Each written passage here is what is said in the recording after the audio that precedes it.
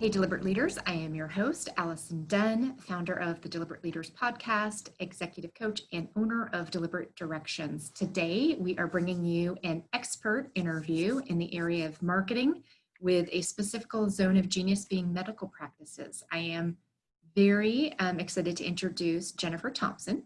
She is the president of Insight Marketing Group. Her company helps medical practices build strong online reputations so that they can attract and retain clients. Jennifer, thank you so much for joining us on the show today. Yeah, thanks for having me, Allison. Absolutely. So I have a ton of questions that I know that all of our physicians and medical practices are going to have around their marketing. So are you ready?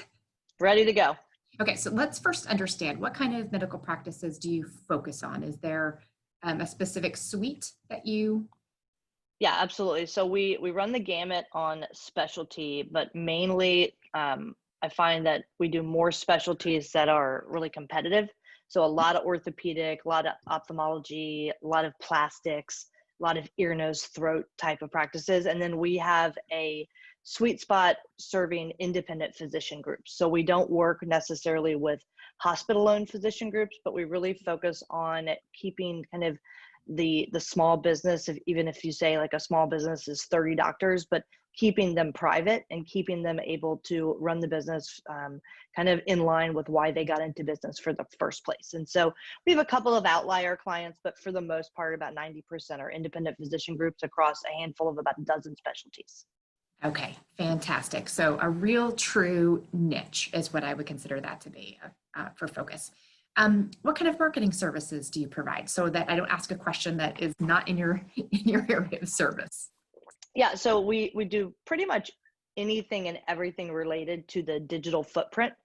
So anything and everything that you may find online, or making sure that our practices show up at the right time, at the right place, at exactly when a potential patient is looking for them.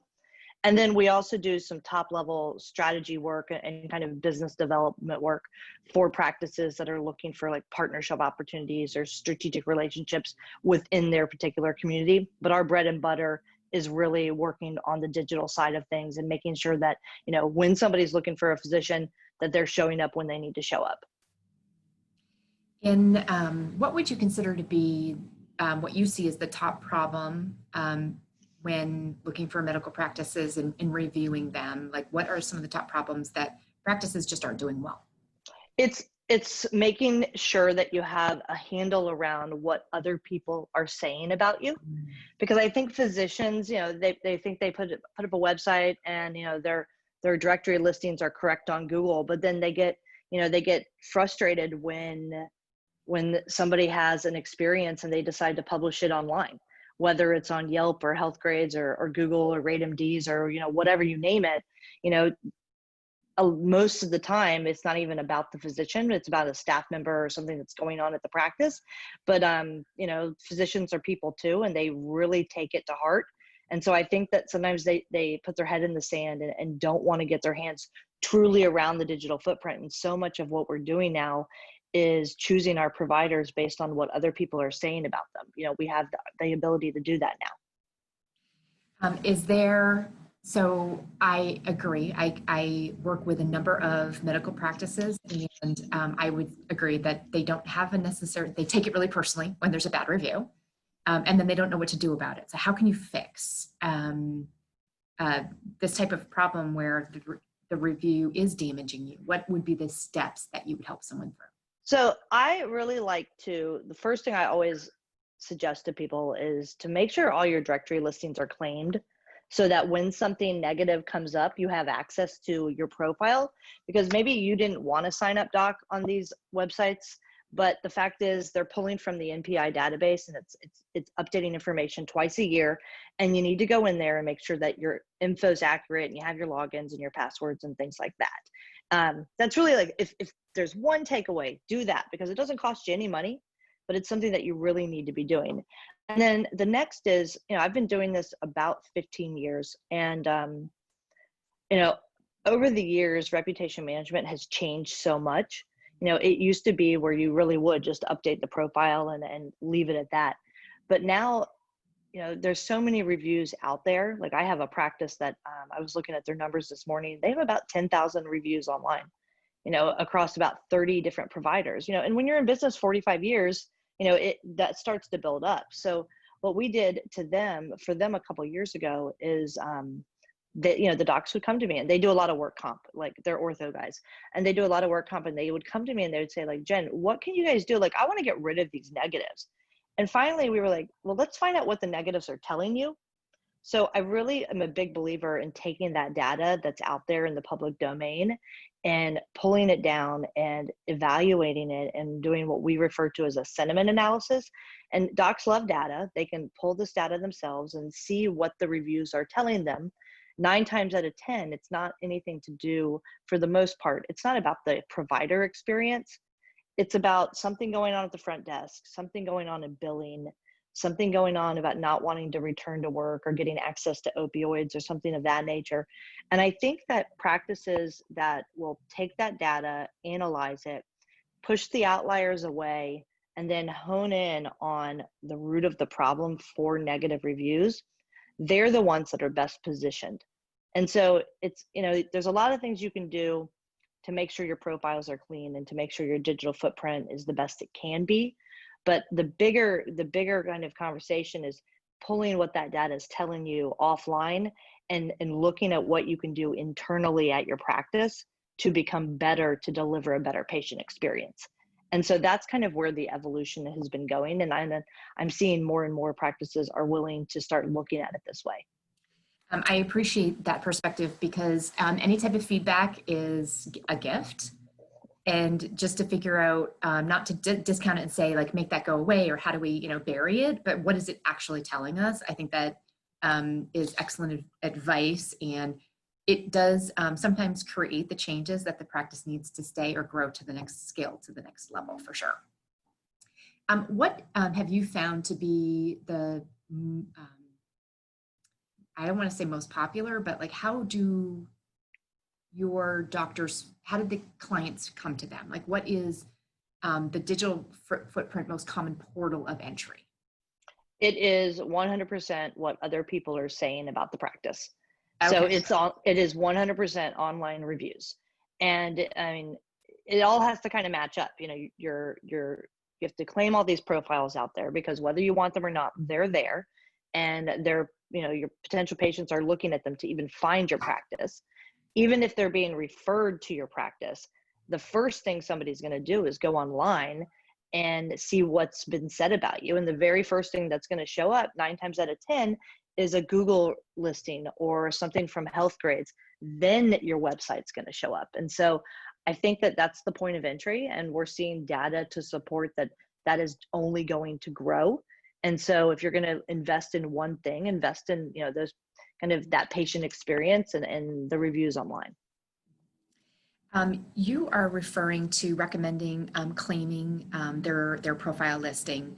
Is there an industry list of ones that are for the medical field where you go, make sure you go claim it? You've mentioned 4 or 5 already. I get terrified when someone says that they haven't claimed their Google listing, which makes me go, what? Yeah.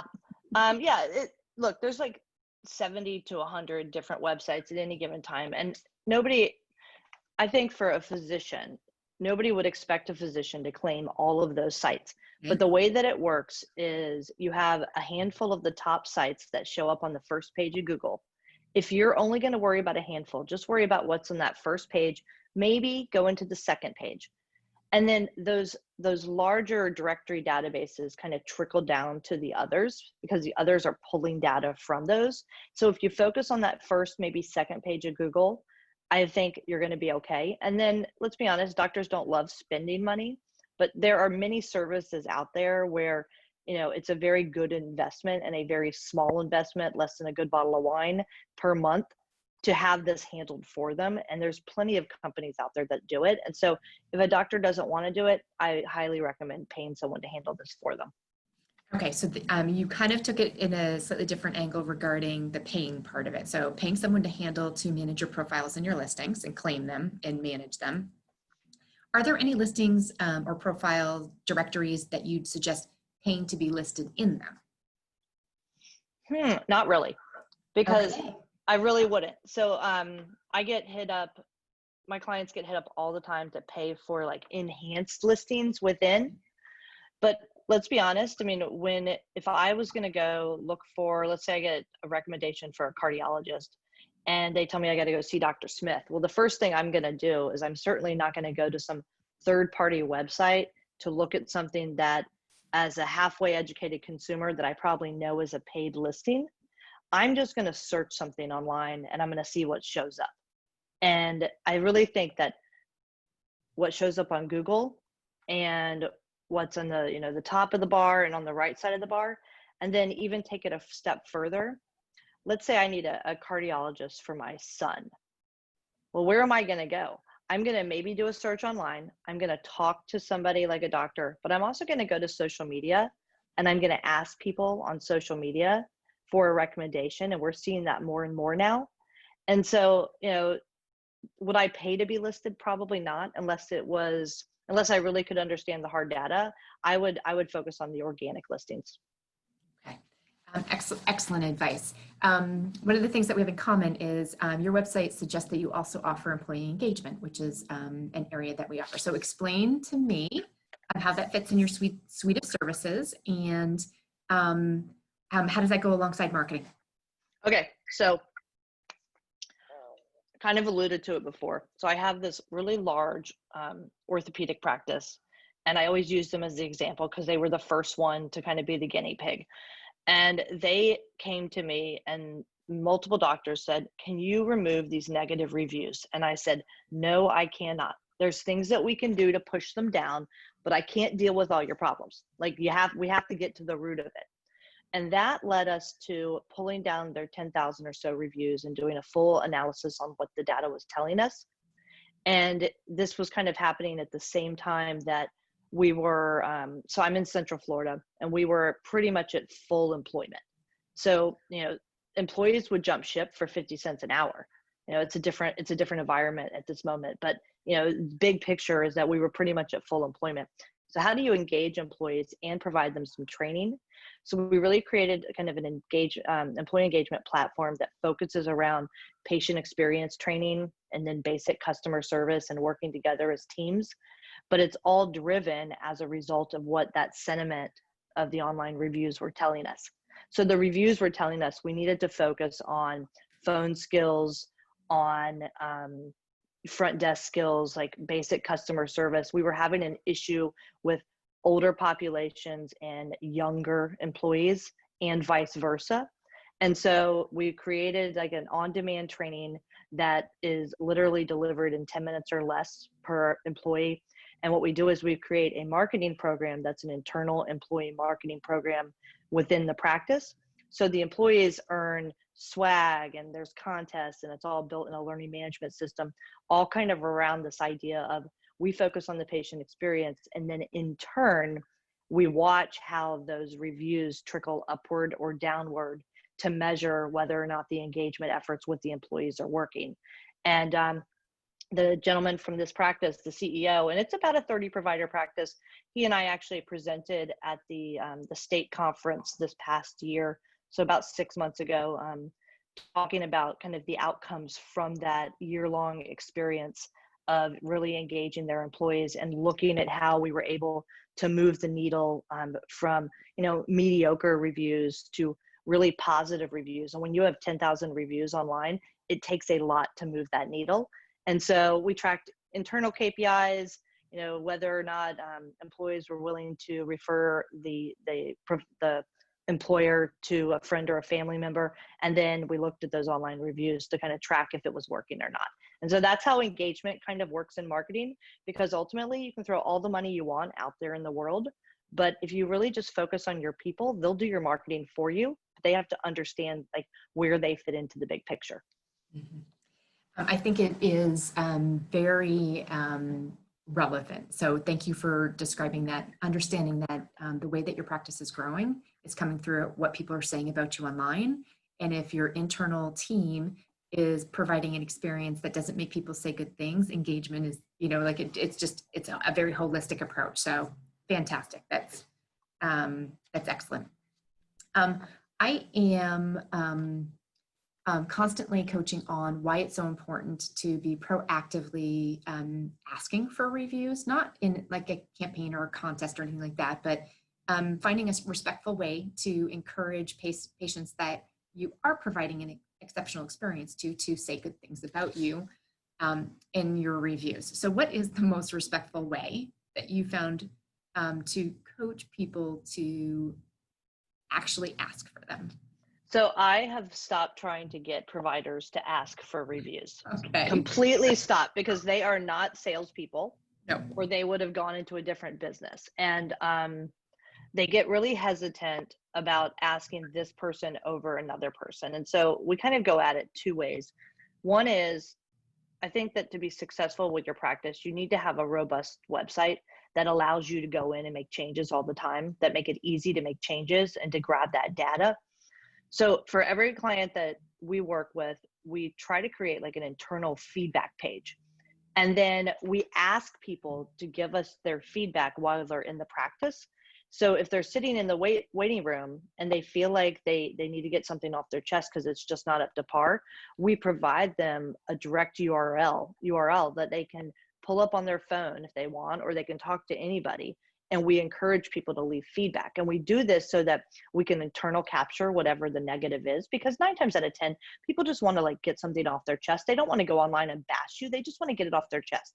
So we provide them with that internal capture, and we've got the teams trained where if something comes in, it's really stop what you're doing and go deal with whatever this problem is immediately.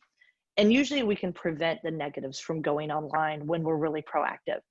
And then separate from that is I try to get all the practices that I work with to use an automated service where they FTP over a list of patient records like at the end of the day, and it goes into a folder and it automatically sends out a text message or an email to all of the patients. And then everybody gets treated the same, and you're not having to pick and choose. And then when I have docs that are like, well, I don't want to send it to all my patients, we say, yeah, send it to all your patients, and then let's focus on making the experience better. Because I think patients realize that you're not going to have a great day every day. So let's treat everybody the same. And so that's really kind of what our big focus is. So taking it out of their hands to ask for it, FTPing up their daily list of patients, is that getting the result that you're looking for more reviews online? Absolutely. We sometimes see double-digit increases month over month on reviews. And so we get, just depends on the patient population. I do a lot of work in orthopedics, so we like to judge the orthos against each other. If they're older patients, will really take the time to leave a review, and they'll have a higher conversion on an email. Younger patients are less likely to leave reviews just because they can't be bothered sometimes, but they're more likely to respond on a text message. But yes, I think when you take all the guesswork out of it, you get a lot more reviews. And also, I mean, if you have a really good patient that you know they're going to leave you a glowing review or recommendation, put them in touch with somebody on your team and get them on video doing a great testimonial.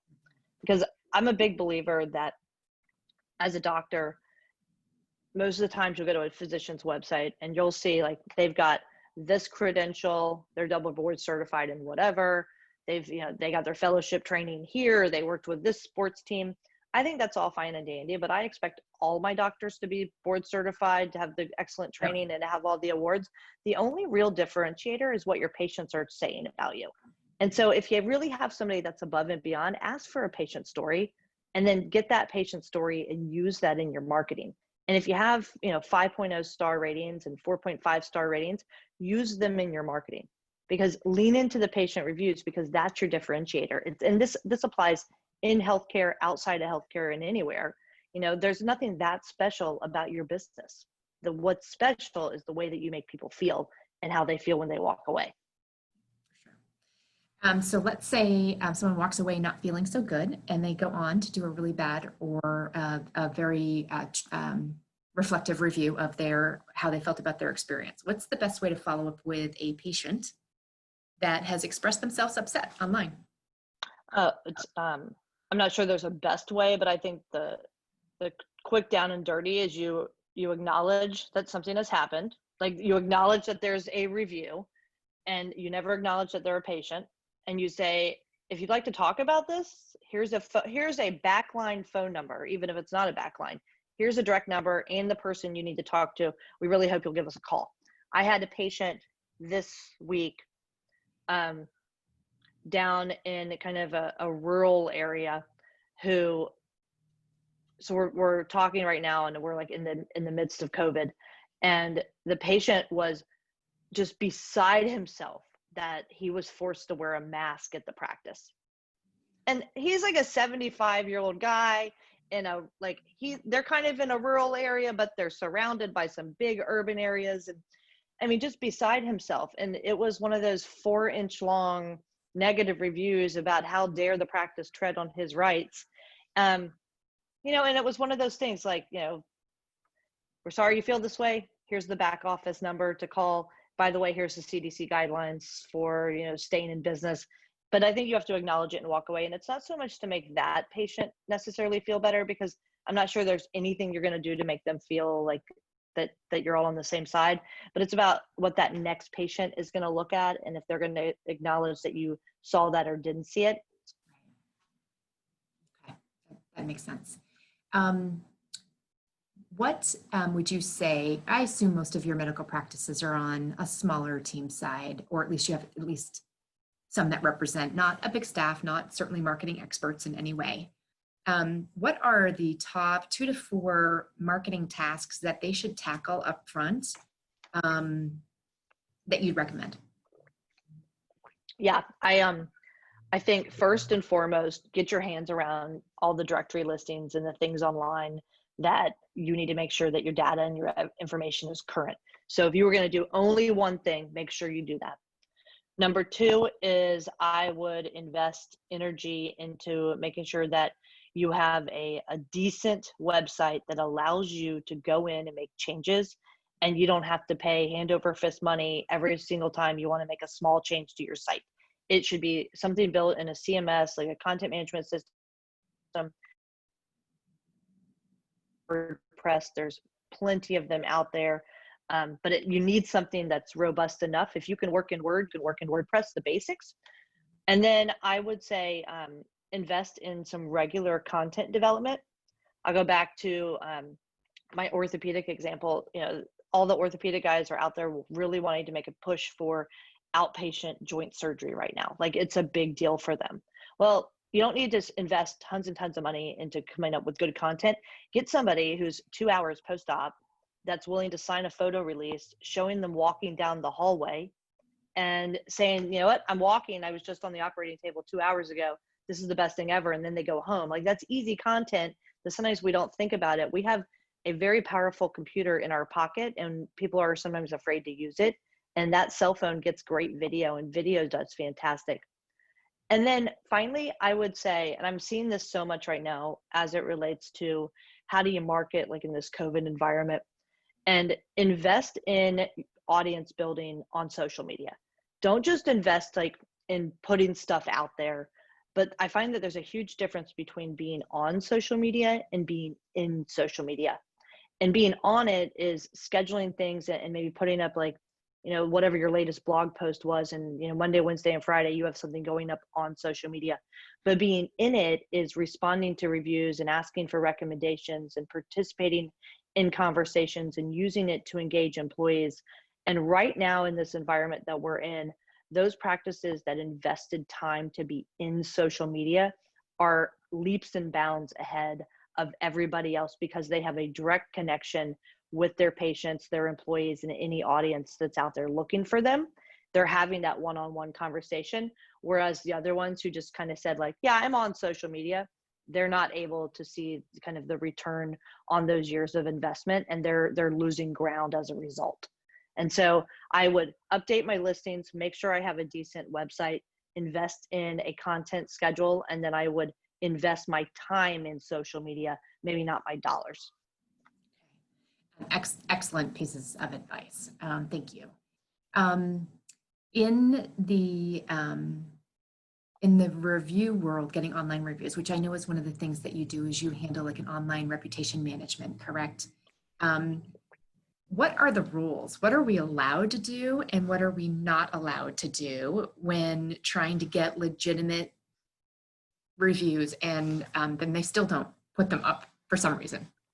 Yeah, and that's partly why I say take the guesswork out of it and just ask everybody to leave a review, and then don't worry about what you can and cannot control.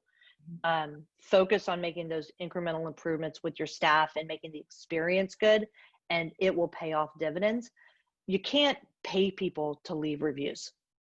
So you might think you can do a contest and you can offer people a gift card, and many practices do that kind of thing, but you can't really do that. You can't have patients. There might still be some practices out there that do this, but you can't have patients sign contracts saying they won't leave you a negative review. There's case studies on that where the doctors would put that in the fine print of something. You can't do that. You can't pay for those types of reviews. And a lot of times you can't take them down. And so I think that knowing what you can't do kind of leads you back to what should I do? What you should do is go back to the basics of customer service and focus on delivering the best possible experience, and the rest will take care of itself. There's a company out there that was referenced in a Wall Street Journal article a couple of years ago, and it's called Womply, WOMPLY. And at their core, they're a credit card processing company. And they have a bunch of medical clients, and they did a study a couple years back of 25,000 freestanding medical clinics and healthcare providers. And they evaluated their credit card data from a revenue standpoint. And they were able to create a direct correlation that practices that have like a 4.5 to 4.8 star rating do better than practices with a 5.0 star rating. And that's because the average consumer knows that you're not perfect. Not everybody is always going to be happy, but focus on the things that you can control, like delivering a great experience, and then take the guesswork out of reviews. Know what you can't do, but just focus on good business and it'll pay dividends. You just made me reflect. I think I only have 5 stars, so I have to go get a challenging one, I guess. Yeah, you need at least one negative. But you also need a lot of reviews, because right. what is 5 stars for 10 people is totally different than 4.2 stars of 10,000. Truly. So keep it in perspective. Right. Okay, that's fair. Thank you. That makes me feel like I don't have to go get one yet. Although I have more than 5, it's not 10,000 either. For the if we could just briefly go back to social media, and I don't want to assume I know the answer. So you're saying it's important to be in social media and on social media. And when we look at content calendars, which is something that we do as a practice with our businesses, what's the most effective social media engagement strategies that you have found? It's changed so much over the years. I mean, it really, truly has. I just think that anytime that we can do something that's a glimpse behind the scenes is the absolute best that you can do. It's the stuff that takes time, and it's the stuff that you have a difficult time planning for. You know that around the holidays, your staff's going to wear, their ugly Christmas sweaters, and that you're going to take photos of that. And then you can do like a contest amongst the departments and people vote on it. And those are going to get great. That's going to do great. I had a practice that there's like 20 male doctors, surgeons, and there's the first female, and she happened to go out and have twins. And she sent us a photo and let us post it on social media, and it blew up. It was amazing. So anytime that it's like a glimpse behind the curtain, whether it's with your employees, whether it's like a flub up that you can make fun, whether it's, a physician doing something that's not like over like edited. We had a doc one time that was in the OR, and he wanted to like give a big shout out to athletic trainers, and he just grabbed out his phone and did it on his phone. And there was like his PA was coming out of surgery too, and she popped in and said, like, athletic trainers rock. And the thing went viral among all the national associations because it was so in the moment. And I think that's the stuff that's so hard to plan for. It's the stuff, unfortunately, that takes so much time and you may only get one play on it, but it's the stuff that really does pay dividends. So authentic, behind the scenes, not overly prepared. Like, yes, don't overproduce it. Okay. Great advice. I have just a few more questions. So I'm a big fan of having some metrics that we track to know whether we're winning the game or not. What are some of the key performance indicators that medical practices should be paying attention to from the marketing side? Well, it's funny you ask because I feel like I'm always pulling up dashboards. We look at new patient counts. We look at return patient counts. We look at, I question whether it's marketing, but we look at surgical capture ratios because we want to understand, like, from an internal marketing standpoint, what do we also need to be focused on? When we have like walk-in clinics, we always measure the number of walk-in patients that come in. Anything that we can measure, we do. We look at work comp type things, different surgical captures. We look at everything related to websites, but we look at how long people stay on the site, and we specifically dive into appointment request. And lately, we're tracking appointment request versus telemedicine appointment request because we want to understand if folks out there think that telemedicine is going to stick, and we don't give people the option of choosing telemedicine versus in-patient, like in office now. Now we just say, would you like it? And if so, if it makes sense, we'll do it that way. But we track that. And then we track engagement numbers on social, not vanity metrics. We track engagement. And then finally, we track online reviews. So we look at the number of positive reviews versus negative. And we look at what we refer to as filtered reviews, which are the ones that are internal capture that we like to assume we kept them from going offline. And then of course we track AdWords and stuff like that. But for the most part, I mean, we try to say, like, anything that can be tracked, we want to track it, and we like to track it over long periods of time so we can see if we're moving the needle. Good. Those are some great dashboard metrics.